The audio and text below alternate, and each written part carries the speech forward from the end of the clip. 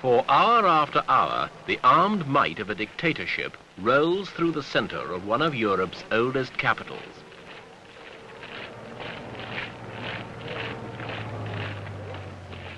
Dressed in battle kit and steel helmets reminiscent of another, sinister age, these men are part of the well-equipped security apparatus which keeps one man in total command of a nation of 33 million people, maintaining a situation which has been in force for the past 3 decades.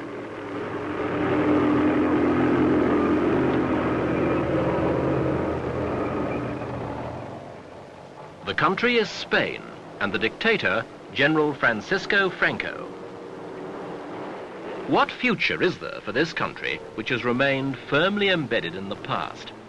This week, we look at Franco's Spain in Echo, the international chronicle of the family of man.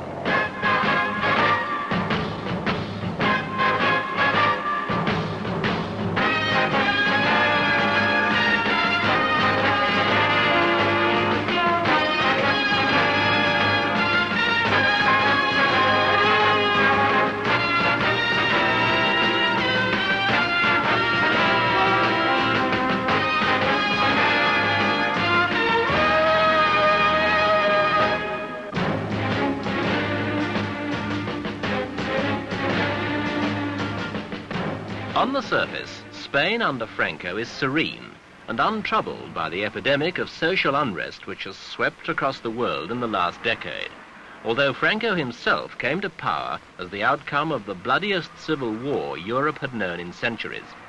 Here in Madrid, the main streets reflect a peaceful society, and new buildings mirror the booming growth of Spain's industrial economy. The fact that car ownership has doubled in Spain in the last decade is another superficial indicator of Spain's prosperity.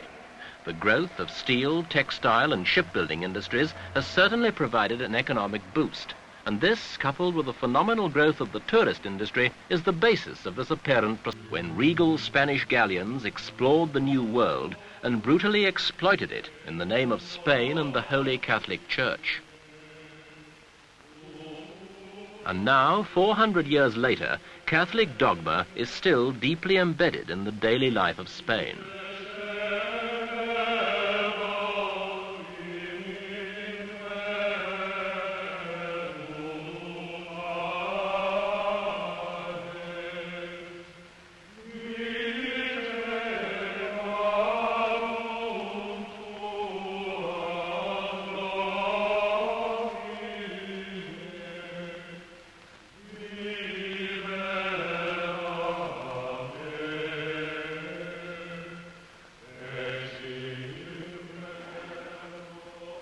Religious, proud and independent.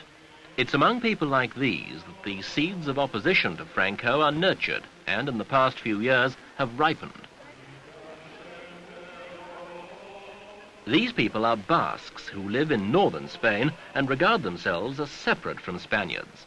Last year, their demands for autonomy led to civil violence and a vicious roundup of Basque leaders by security forces. Apathy among these people has given way to bitterness and an increasing awareness that the gap between rich and poor under Franco's regime has widened rather than diminished since the Civil War. And for once, their resentment was given voice by the church. These priests staged a demonstration in sympathy with Basque claims and in protest against police brutality in dealing with their arrested leaders.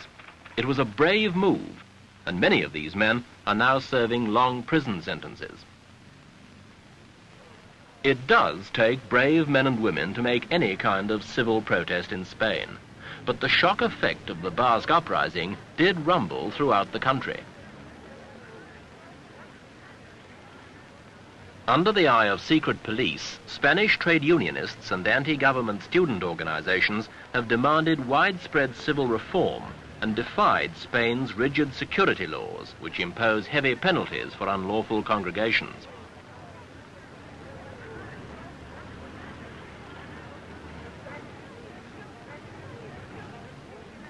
As security police arrived, an Echo cameraman risked imprisonment to snatch these pictures, in a country where normal, peaceful opposition to the regime is not and will not be tolerated.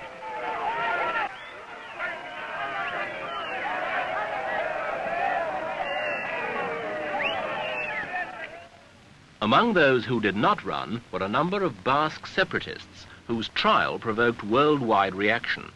Although death sentences were commuted, all received savage prison sentences. Spain's jails are still full. Official figures alone show that over 2,000 people were arrested in the first 6 months of 1971 and held without trial. This indeed is the Spain which the tourists do not see.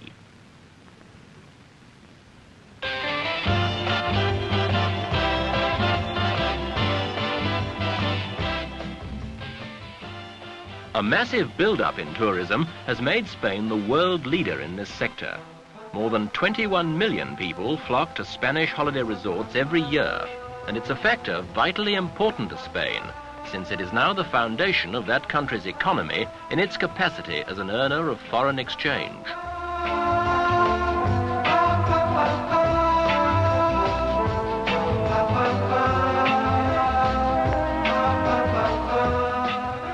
And although Spanish authority dislikes much of what its foreign visitors stand for, it is largely content to let them alone.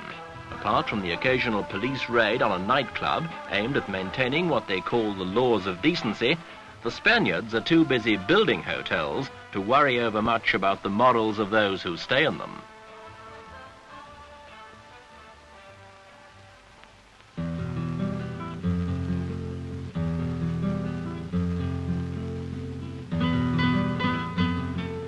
Despite a tourist invasion equal to 2/3 of its own population, Spain has successfully concealed from them its own enclosed regime. Truly, Spain remains fixed in the past. Franco himself, who reached the pinnacle of dictatorial power as the result of a bitter and blood-stained episode, has apparently learned nothing. Furthermore, he is intent on perpetuating his ideology even after death. With all the arrogance of a Roman emperor, Franco has already appointed his successor, in the hope that the transition will leave Spain as solid and inflexible as ever.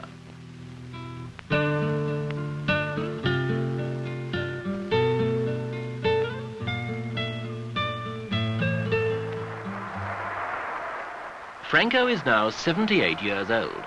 The political statutes with which he governs claim that he, the caudillo, is responsible before God and before history. And if he cares little enough for history, he is at least realistic enough to admit he is not indestructible. Hence his choice in July 1969 of a successor. In this speech to the Cortes, the Spanish parliament, he named Prince Juan Carlos of Bourbon as his heir and future King of Spain.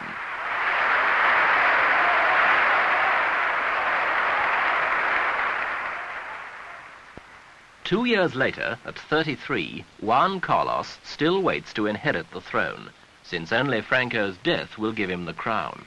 But the problems in store for this royal family are big ones, for no one knows if the new generation of Spaniards will remain passive once Franco has gone.